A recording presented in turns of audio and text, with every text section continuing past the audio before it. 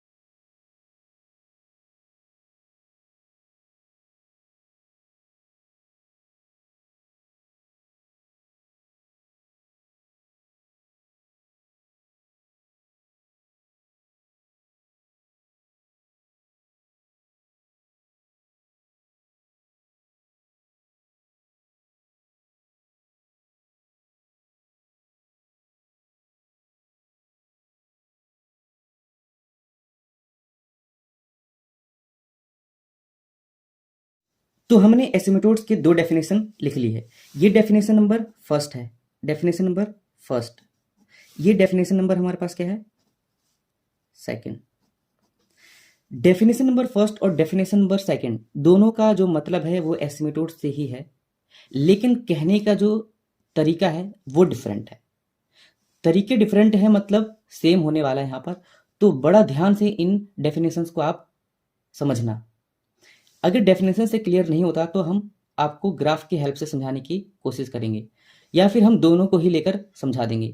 ठीक है, तो चलिए बात करते हैं डेफिनेशन नंबर फर्स्ट की। ठीक है, तो यहाँ पर क्या है, कह रहा है कि a straight line at a finite distance from the origin is said to be an asymptote to an infinite branch of curve if the perpendicular distance of point P on that branch from the straight line tends to 0 as P tends to infinity along the branch। वैसे मैंने जो definition पढ़ा इससे आपको अभी कुछ भी समझ में नहीं आने वाला। सिमिलरली ये भी मैं पढ़ूंगा तो कुछ भी आपको समझ में नहीं आएगा। तो मैं ऐसा करता हूं कि मैं पहले ग्राफ प्लॉट कर लेता हूं, फिर मैं वहां पर आपको समझाऊंगा और इन डेफिनेशंस को वहां पर रिलेट करके समझाऊंगा। ठीक है, तो चलिए नेक्स्ट पेज पर पहुंचते हैं। चलिए सबसे पहले यहाँ पर हम कार्टेशियन प्लेन को ड्रॉ कर लेते हैं और उसमें हम क्या करते हैं, डायग्राम को प्लॉट करते हैं।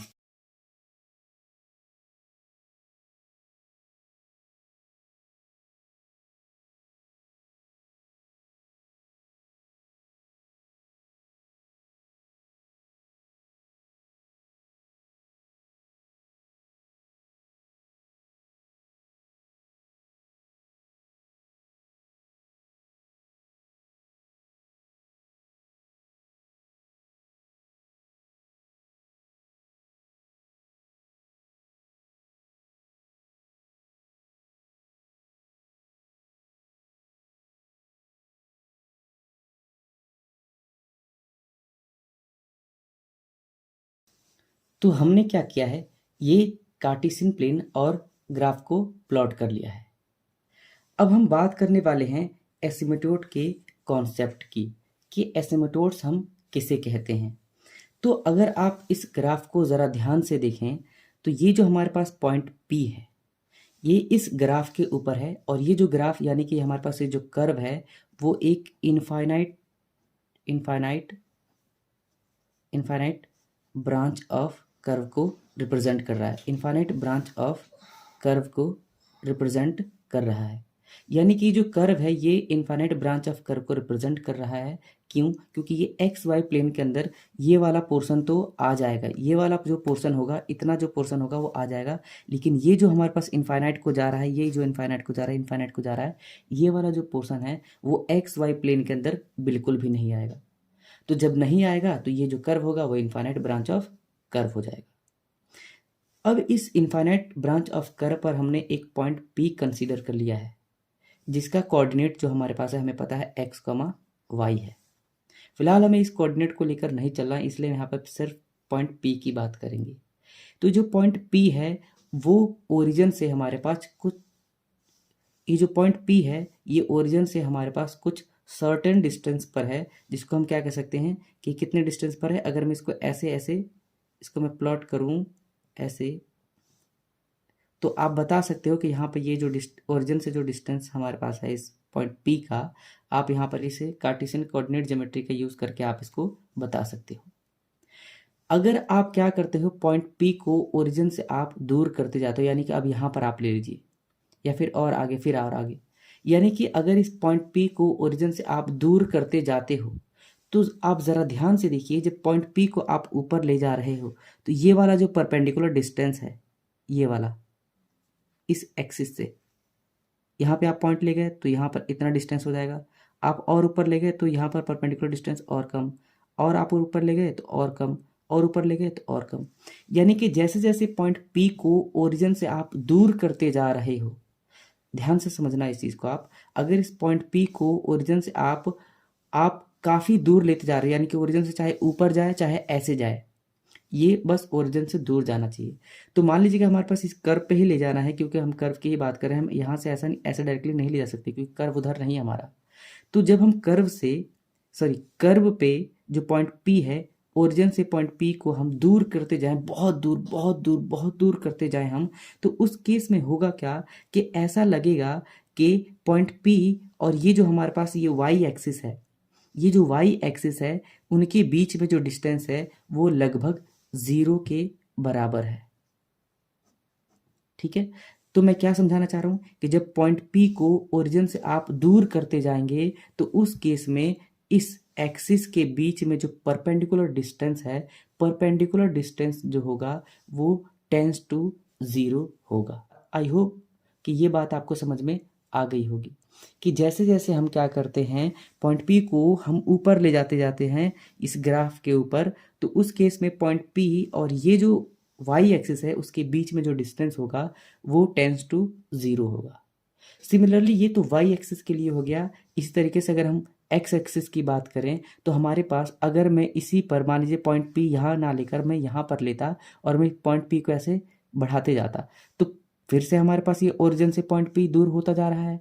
तो यानी कि जब ओरिजिन से पॉइंट P जब दूर होता जाएगा, तो उस केस में आप ज़रा ध्यान से देखिए कि इस एक्स एक्सिस के बीच का जो डिस्टेंस होगा वो हमारे पास वो ऑलमोस्ट 0 को अप्रोच कर रहा होगा। ठीक है, तो जब ऐसा होता है, ध्यान से सुनिएगा, अगर आप पॉइंट P को ऐसे ऊपर बढ़ाते जाते हैं, तो इस पॉइंट P और ये y एक्सिस के बीच का जो डिस्टेंस है ये हमारे पास ऑलमोस्ट 0 होता जाएगा। तो उस केस में ये जो हमारे पास y एक्सिस है, इसी y एक्सिस को हम क्या बोलते हैं, एसीमोटोस बोलते हैं। ठीक है, ये हमारे पास है एसीमोटोट।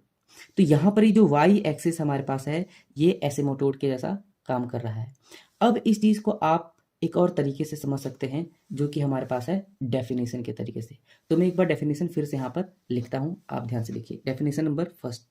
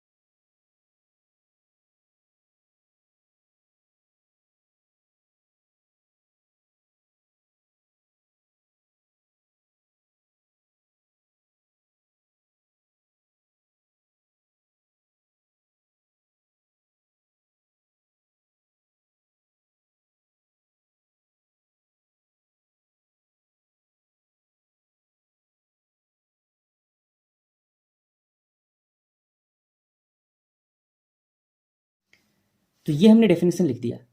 अब इस डेफिनेशन को अब इस ग्राफ के हेल्प से हम इसको समझने की कोशिश करते हैं। ठीक है, तो ज़रा ध्यान से देखिए, इसने कहा कि अ स्ट्रेट लाइन, ठीक है, एक straight line at a finite distance from the origin, यानी कह रहा है कि स्ट्रेट लाइन जो कि हमारे पास फाइनाइट डिस्टेंस पर हो ओरिजिन से। तो यहाँ पर हमारे पास अगर हम इसकी बात करें, यहाँ पर अगर ज़रा ध्यान से देखो, तो यहाँ से अगर मैं एक स्ट्रेट लाइन लूँ, ये, ठीक है, इसको आप ध्यान से देखिएगा, काफ़ी ये छोटा है इनके बीच का डिस्टेंस, इसलिए थोड़ा सा ऐसा दिख रहा है। ठीक है, तो ये मान लीजिए कि हमारे पास वो स्ट्रेट लाइन है जिसकी ये बात कर रहा है, straight line at a finite distance from the origin, यानी कि ये हमारे पास वो लाइन है, ये जो कि ओरिजिन से फाइनाइट डिस्टेंस पर, यानी कि ये वाला डिस्टेंस, ये वाला जो डिस्टेंस है हमारे पास, ये छोटा सा, ये हमारे पास एक फाइनाइट डिस्टेंस होगा, फाइनाइट डिस्टेंस। ठीक है, तो ये जो हमारे पास ये फाइनाइट डिस्टेंस होगा, कुछ ना कुछ होगा, चाहे वेरी स्मॉल ही क्यों ना हो, लेकिन होगा फाइनाइट ही, इनफाइनाइट नहीं होगा। तो ये जब एक स्ट्रेट लाइन ओरिजिन से फाइनाइट डिस्टेंस पर होती है, is said to be an asymptote to an infinite branch of curve, यानी कि इस कर्व के लिए ये एक एसिमेटोड कहलाती है।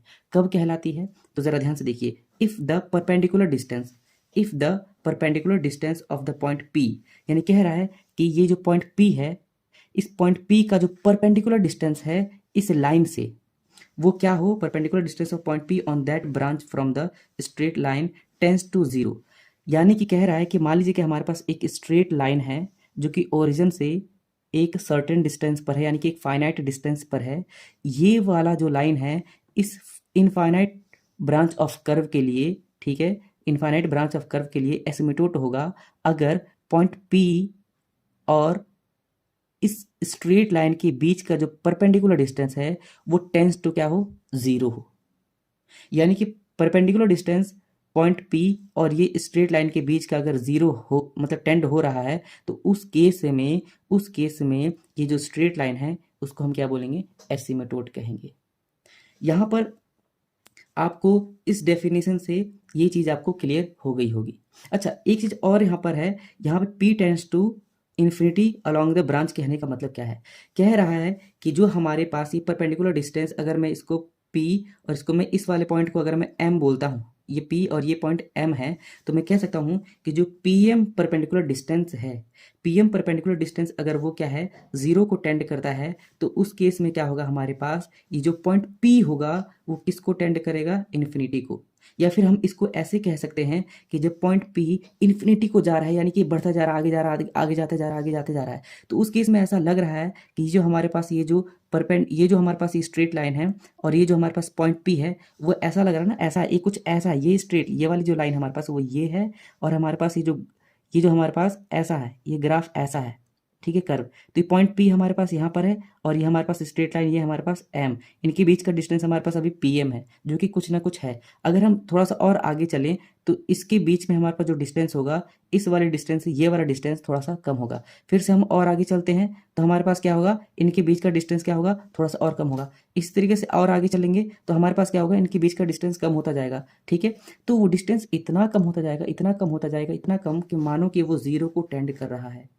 तो ये जीरो को, मतलब यानी कि इनके बीच का जो डिस्टेंस है वो जीरो को टेंड कब कर रहा है, जब ये पॉइंट पी को हम क्या कर रहे हैं, ओरिजिन से बहुत दूर ले जा रहे हैं, यानी कि इनफाइनाइट पर ले जा रहे हैं। तो जब पॉइंट पी को इनफाइनाइट पर ले जाया जाता है तो स्ट्रेट लाइन और वो जो कर्व हमारे पास है उसके जो बीच का हमारे पास जो डिस्टेंस, यानी कि जो पॉइंट पी का जो डिस्टेंस है वो जीरो को टेंड करता है, और उस केस में हमारे पास ये स्ट्रेट लाइन एसिमिटोट के नाम से जाना जाता है। तो आई होप कि ये एसिमिटोट का जो कॉन्सेप्ट है आपको समझ में आया होगा। अगर नहीं आया है तो हमारे पास एक डेफिनेशन नंबर सेकंड है, उस चीज़ से हम इस चीज़ को समझने की कोशिश करते हैं।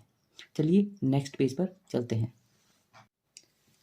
तो चलिए अब डेफिनेशन नंबर सेकंड से हम समझते हैं कि क्या होता है एसिमिटोट। तो सबसे पहले हम डेफिनेशन नंबर सेकंड को यहाँ पर हम लिख लेते हैं।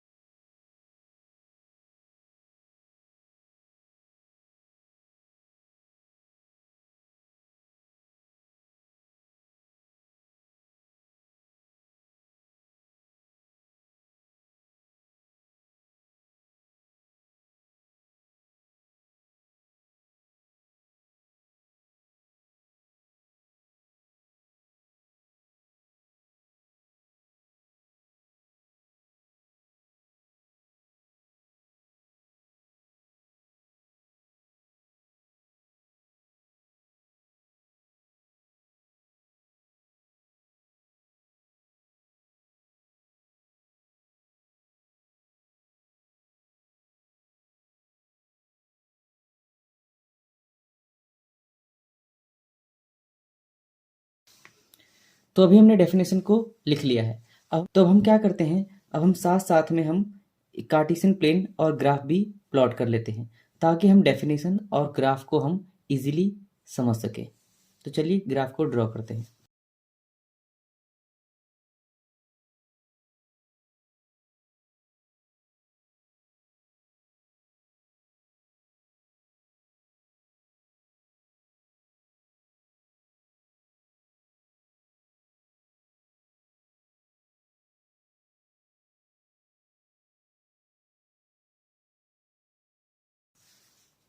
तो हमने कार्टेशियन प्लेन को भी ड्रॉ कर लिया है, ठीक है। तो अब हम बात करते हैं कि ये जो हमारे पास कार्टेशियन प्लेन हमने जो ड्रॉ किया है उसके अंदर हमने ये जो ग्राफ को ड्रॉ किया है, ये जो कर्व हमारे पास है, ये कर्व एक्स वाई प्लेन के अंदर इसका जो हमारे पास जो इनफाइनाइट ब्रांचेस है हमारे पास, वो हमारे पास ब्रांचेस इसके अंदर नहीं आ रहे हैं। यानी ब्रांचेस ऑफ कर्व क्या है हमारे पास एक्स वाई प्लेन के अंदर नहीं आ रहा है, तो इसको हम क्या बोलेंगे, infinite branch of curve, branch of curve. तो this is the infinite branch of curve, ठीक है। अब ये जो ब्रांच ऑफ कर्व है इसको हम डेफिनेशन नंबर सेकंड से हम इसको समझने की कोशिश करते हैं कि एसिमिटोड का यहाँ पर क्या कॉन्सेप्ट है। तो अगर आप जरा ध्यान से देखो तो an asymptote to an infinite branch of curve is, यानी कह रहा है कि जो एसिमिटोड हमारे पास है किससे, इस ये जो हमारे पास ये इनफाइनाइट ब्रांच ऑफ कर्व है इससे। क्यों? क्योंकि एसिमिटोड अगर आप बताते हो तो आपको इनफाइनाइट ब्रांच ऑफ कर्व लेना ही होगा, यानी कि किसी भी इनफाइनाइट ब्रांच ऑफ कर्व के ही करस्पॉन्डिंग आप एसिमिटोड को डिफाइन करते हो। तो asymptote to an infinite branch of curve जो कि ये हमारे पास है is limiting position of the tangent, limiting position of the tangent. यहाँ पर अब लिमिटिंग वर्ड आ गया है, इसका मतलब यहाँ पर लिमिट का भी कॉन्सेप्ट यहाँ पर यूज होने वाला है। तो अगर आप यहाँ पर जरा ध्यान से देखो तो limiting position of the tangent whose point of contact tends to infinity along the branch, यानी कह रहा है, जरा ध्यान से देखिए कि ये हमारे पास ये कर्व है और इस कर्व पर अगर हमें एक टेंजेंट ड्रॉ करना होता है तो हम सिंपली ऐसा ड्रॉ करते हैं और ये होता है हमारे पास पॉइंट ऑफ कॉन्टैक्ट। इसी तरीके से ये जो हमारे पास ये इनफाइनाइट ब्रांच ऑफ जो कर्व है इस पर अगर हमें एक टेंजेंट ड्रॉ करें तो यहाँ पे भी कर सकते हैं, यहाँ पे भी कर सकते हैं, यहाँ पे भी कर सकते हैं, यहाँ पे भी कर सकते हैं। लेकिन ये हमें कहाँ पे कह रहा है कि हमें ये कह रहा है कि tangent whose point of contact tends to infinity, यानी कि यहाँ पर नहीं होगा, यहाँ पे नहीं होगा, यहाँ पे नहीं होगा, वो कहाँ पर होगा, इन्फिनिटी पर होगा। यानी कि हमारे पास मान लीजिए कि हमारे पास ये कार्टेशियन प्लेन है और ये हमारे पास वो ग्राफ है, ठीक है। और ये ग्राफ जैसे जैसे इसको और ऊपर आप बढ़ाते जाओ तो ऐसा लगेगा कि ये इस वाई एक्सिस से ऐसा लग रहा है कि टच होने को जा रहा है। यानी कि हमारे पास ये कह रहा है कि जब पॉइंट पी यहाँ पर था, यहाँ पे जो पॉइंट पी था, जब आप इसको और ऊपर लेते जाओगे, जब और ऊपर लेते जाओगे तो ऐसा लगेगा कि जो वाई एक्सिस हमारे पास है, ये जो वाई एक्सिस है और ये जो कर्व है वो एक दूसरे को टच करेंगे और उस केस में ये हमारे पास ये एक टेंजेंट के जैसा काम करेगा। और जब ये टेंजेंट के जैसा काम करेगा तो ये चीज़ क्या हो जाएगी, इसके लिए एसिमिटोड्स हो जाएगी। वैसे देखिए टेंजेंट होता क्या है कि किसी भी कर्व पर हमारे पास ये इसको टच करने वाला जो हमारे पास ये लाइन होता है इसको हम क्या कहते हैं, टेंजेंट कहते हैं। लेकिन ये टच करता है, लेकिन ये एसिमिटोड के केस में ये होता है कि एसिमिटोड कभी भी इनफाइनाइट ब्रांच ऑफ कर्व को टच करता ही नहीं है। हम ये ऐसा मान के चलते हैं कि वो टेंड कर रहा है टच करने की, लेकिन रियलिटी में वो टच बिल्कुल भी नहीं कर रहा है। इसीलिए हम क्या कह रहे हैं यहाँ पर कि limiting position of the tangent whose point of contact, यानी कि देखिए जब हमारे पास कोई कर्व है उस पर एक टेंजेंट ड्रॉ कर रहे हो तो पॉइंट ऑफ कॉन्टैक्ट होगा और ये डेफिनेट है कि होने वाला है। लेकिन यहाँ पर क्या बोल रखा है कि limiting position of the tangent whose point of contact tends to infinity, यानी कि यहाँ पर इसका जो पॉइंट ऑफ कॉन्टैक्ट, यानी कि ऐसा लग रहा है कि जो वाई एक्सिस है और ये जो हमारे पास ये जो कर्व है वो एक दूसरे को टच करेंगे इन्फिनिटी पर। ऐसा मान लिया जा रहा है कि इन्फिनिटी पर टेंड कर रहे हैं टच करने के, लेकिन वो टच रियलिटी में बिल्कुल भी नहीं कर रहे हैं। तो ऐसा मान लेते हैं कि वो इन्फिनिटी पे टच कर रहे हैं अलोंग द ब्रांच, यानी कि इसी ब्रांच पर हमारे पास वो टच करेगा, but which it self remains at the finite distance from the origin. ठीक है, इसका मतलब ये कह रहा है कि जो पॉइंट P होगा वो ओरिजिन से फाइनाइट डिस्टेंस पर ही होगा। वह ऐसा नहीं है कि उसको हम इनफाइनाइट पे ही ले जा रहे हैं। इसका मतलब क्या है कि जब हम इनफाइनाइट पर इस पॉइंट को ऐसा कोशिश करेंगे कि इनफाइनाइट को हम टेंड करवा रहे हैं तो उस केस में ये जो वाई एक्सिस है वो क्या करेगा, ऐसा लगेगा कि इस पॉइंट को क्या कर रहा है, टच कर रहा है। यानी कि जब आप ये जो पॉइंट पी है आप इसको ऊपर ले जाओगे, ये तो वाई एक्सिस यहीं पर है, ये वाई एक्सिस अगर यहीं पर है, आप इस पॉइंट पी को आप ऊपर लेकर जा रहे हो, तो ऐसा लगेगा कि जो पॉइंट पी है ये वाई एक्सिस को टच करेगा। अभी कब टच करेगा, जब वो इनफाइनाइट पर जाएगा, और इनफाइनाइट पर जाना पॉसिबल नहीं है। तो इसीलिए वो कह रहा है कि जब आप पॉइंट पी को इनफाइनाइट पर ऐसा लग रहा है कि टेंड करवा रहे हो, लेकिन पॉइंट पी एक फाइनाइट डिस्टेंस पर ही है, आप टेंड करवा रहे हो, तो उस केस में ऐसा लगेगा कि पॉइंट पी और हमारे पास ये वाई एक्सिस वो एक दूसरे पर टच कर रहे हैं, यानी कि हमारे पास ये जो वाई एक्सिस है इसके लिए टेंजेंट का काम कर रहा है, और यही टेंजेंट हमारे पास क्या हो जाएगा, एसीमेटोट हो जाएगा, एसीमेटोट। ठीक है, तो आई होप कि इस डेफिनेशन नंबर सेकंड आपको क्लियर हो गया होगा, और आपको क्लियर नहीं है तो यहाँ पर अभी हम नोट करवा रहे हैं, उस नोट में आप इस चीज़ को इजीली समझ जाओगे। ठीक है, चलिए अब हम बात करते हैं नोट की। तो यहाँ पर नोट में हमारे पास क्या है, सबसे पहली बात, जो एसीमेटोट्स होते हैं, एसीमेटोट जो है वो कभी भी, एसीमेटोट जो है हमारे पास वो कभी भी इनफाइनाइट ब्रांच ऑफ कर्व को टच नहीं करते हैं। इस चीज़ का आप ध्यान रखना, एसीमेटोट्स कभी भी इनफाइनाइट ब्रांच ऑफ कर्व को टच नहीं करते हैं, और ना ही वो इंटरसेक्ट करते हैं। ये जो एसीमेटोट है किसी भी एक इनफाइनाइट ब्रांच ऑफ कर्व के लिए ये एक या एक से ज़्यादा हो सकते हैं।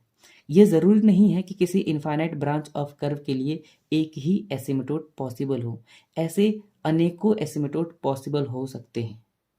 ठीक है, चलिए दूसरी चीज़ अगर हम बात करें यहाँ पर, तो एसीमेटोट जो हमारे पास, हम इससे पहले वाले हमने डेफिनेशन में हमने देखा कि वहाँ पर एसीमेटोट हमने पहले एक बार हमने कहा कि एक बार इस वाई एक्सिस को एसीमेटोट बना दिए थे, और जब डेफिनेशन के साथ मैंने इसको समझाया था तो मैंने एक दूसरा स्ट्रेट लाइन हमने यहाँ पर क्या किया था, दूसरा स्ट्रेट लाइन यहाँ पर ड्रॉ किया था, और उसको मैंने एसीमेटोट बताया था। तो ऐसा नहीं है कि जो मैंने वाई एक्सिस को मैंने एसीमेटोट बताया वो गलत है, वो भी हमारे पास एसीमेटोट है, और ये भी हमारे पास एसीमेटोट है। अभी जैसे कि मैंने बताया कि एक ही इनफाइनाइट ब्रांच ऑफ कर्व के लिए एक या एक से ज़्यादा एसीमेटोट्स पॉसिबल हैं। ठीक है, अच्छा चलिए, वो अगर आपको नहीं समझ में आया तो आप इस तरीके से समझ लीजिए कि मान लीजिए कि हमारे पास एक कर्व है हमारे पास, ठीक है, और ये कुछ इस तरीके से है। अब आपको लग रहा है कि ये ऐसा लग रहा है कि ये वाला जो हमारे पास ये जो कर्व है, यहाँ पे अगर पॉइंट पी लूँ, और पॉइंट पी यानी कि अब इसको और आगे बढ़ाता जाऊँ, यानी कि ओरिजिन से और भी दूर लेता जाऊँ, तो ऐसा लगे कि जो पॉइंट पी है और ये जो एक्स एक्सिस है वो एक दूसरे को टच कर रहा है। तो जब ये ऐसा लगेगा कि एक दूसरे को टच कर रहा है, तो यही तो होगा हमारे पास एसीमेटोट। वैसे इसके बीच में हमारे पास वो लाइन होगी, इसके बीच में हमारे पास वो लाइन होगी, जो क्या होगा हमारे पास, वो इस ओरिजिन से फाइनाइट डिस्टेंस पर होगा। लेकिन अब इस ओरिजिन से फाइनाइट डिस्टेंस पर है, हो सकता है ये भी हो सके कि वो दूसरी जो लाइन हमारे पास है वो इसी एक्स एक्सिस के ऊपर ही आ जाए। तो जब वो एक्स एक्सिस के ऊपर आ जाती है तो दोनों के बीच में, ओरिजिन से हमारे पास उस लाइन की और एक्स एक्सिस के बीच में जो डिस्टेंस है वो जीरो हो जाएगी। अब जीरो हो जा रहा है तो जीरो भी तो एक फाइनाइट डिस्टेंस ही है। तो इसीलिए हम कह रहे हैं कि हमारे पास ये ज़रूरी नहीं है कि हमारे पास वो लाइन जो हमारे पास, ये वाली जो लाइन है, ये वाली, यही एसीमेटोट हो, ये भी हो सकता है। ठीक है, तो आई होप कि एसीमेटोट का जो कॉन्सेप्ट है वो आपको क्लियर हो गया होगा, और नहीं क्लियर है तो फिर से जब हम क्वेश्चन को करेंगे तो उसमें आपके जो डाउट है वो क्लियर हो जाएगा।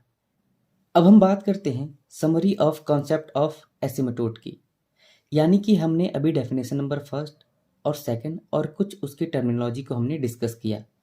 अब यहाँ पर हम देखने वाले हैं हमने जो भी पढ़ा उसकी क्या समरी है। इस समरी को पढ़ने का ये बेनिफिट है कि हमने जो भी पढ़ा उसको एक बार में हम समराइज़ कर सकते हैं। जैसे कि सबसे पहले यहाँ पे कार्टेशियन प्लेन और हम ग्राफ की बात करें, तो यहाँ पर देखिए मैंने यहाँ पर ये point P1, P2, P3 and P4, ये सारे के सारे एक ही पॉइंट है, इसलिए मैंने यहाँ पर इसको P1, P2, P3 ना करके सिर्फ और सिर्फ मैंने P रखा है।